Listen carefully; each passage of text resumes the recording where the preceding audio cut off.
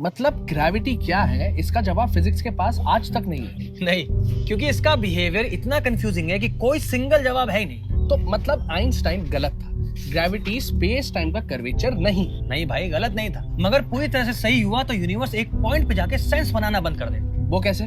चल इसको ऐसे समझते हैं कि मान ले कि ये कोई डाइंग स्टार है जो कि कोलैप्स हो रहा है, तो एक कोलैप्स होते होते क्या बन जाएगा? ब्लैक होल, जैसा कि एक आइंस्टाइन की थ्योरी बताती है। करेक्ट, मगर इस थ्योरी के हिसाब से ये कंप्रेशन कभी रुकेगा ही नहीं और ये कंप्रेस होकर बन जाएगा एक पॉइंट, एक सिंगल इनफिनिटली डेंस पॉइंट। एक मिनट भाई, पॉइंट का तो कोई डिमेंशन होता नहीं है, तो क्या एक 3D ऑब्जेक्ट कंप्रेस होते होते एग्जिस्टेंस ही छोड़ देगा? बिल्कुल सही, जिसको कहते हैं सिंगुलैरिटी, जहां जाके फिजिक्स के सारे लॉस ब्रेक हो जाते हैं। उससे क्या होगा? उससे ये साबित होता है कि या तो ये थ्योरी कंप्लीट नहीं है या फिर universe without any reason existence में आ गया, जैसे कि किसी ने इसको कहा कि बन और ये बन गया।